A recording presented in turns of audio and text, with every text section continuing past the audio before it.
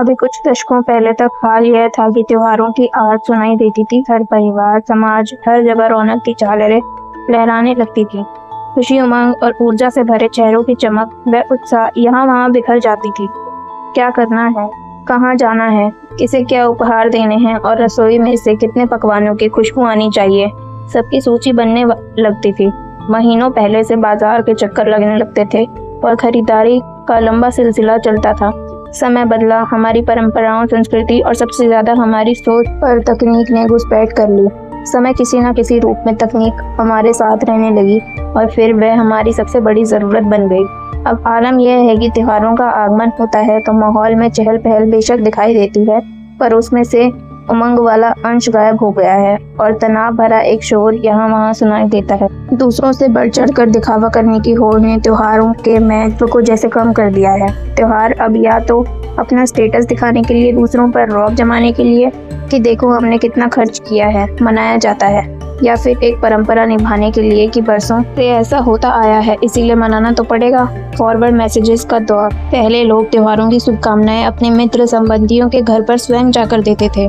बाजारवाद के कारण पहले तो इसका स्थान बड़े और महंगे ग्रीटिंग कार्ड्स ने लिया, फिर ई ग्रीटिंग ने उनकी जगह ली। ग्रीटिंग कार्ड या पत्र के माध्यम से अपने हाथ से लिखकर जो बधाई संदेश भेजे जाते थे उसमें एहसास की खुशबू शामिल होती थी, लेकिन उसकी जगह फेसबुक और व्हाट्सएप पर मैसेज भेजे जाने लगे हैं। ये मैसेज भी किसी के द्वारा फॉरवर्ड किए हुए होते हैं जो आगे फॉरवर्ड कर दिए जाते हैं।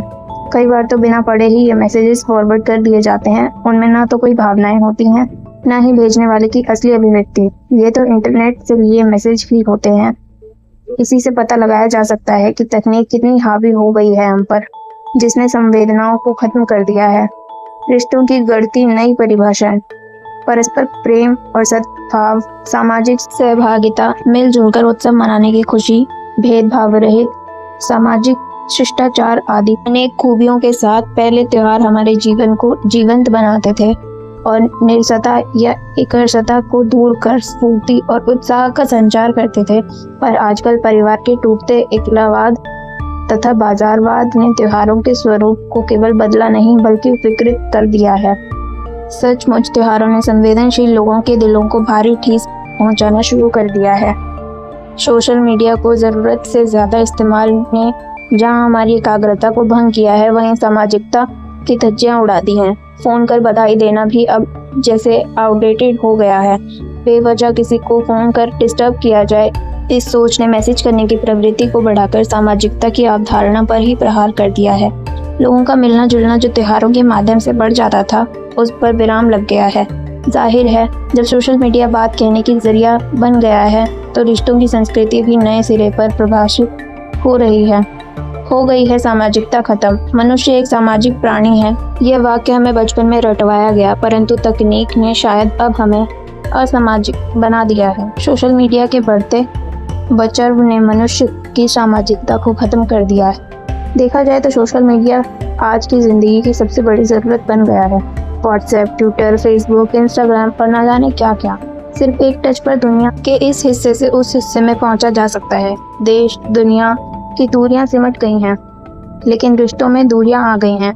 संवादहीनता और अपनी बात शेयर न करने से आपसी जुड़ाव कम हो गया है और इसका असर त्योहारों पर पड़ा है। माना जाता है कि त्योहारों पर सारे गिले शिकवे दूर हो जाते थे। एक दूसरे से गले मिलकर, मिठाई खिलाकर मन की सारी कड़वाहट खत्म हो जाती थी। पर अब किसी के घर जाना समय की बर्बादी लगने लगा है। इसलिए बहुत जरूरी है तो ऑनलाइन गिफ्ट खरीद कर भेज दिया जाता है। रसोई से अब नहीं आती खुशबू। आजकल प्रत्येक क्षेत्र में बाजारवाद हावी हो रहा है। इस बनावटी माहौल में भावनाएं गौण हो गई हैं। ऑनलाइन संस्कृति ने अपने हाथों से उपहार को सजाकर, उन्हें स्नेह के धागे से बांधकर और अपनी प्यार की सौगात के रूप में अपने हाथों से देने की परंपरा को पीछे धकेल लिया है।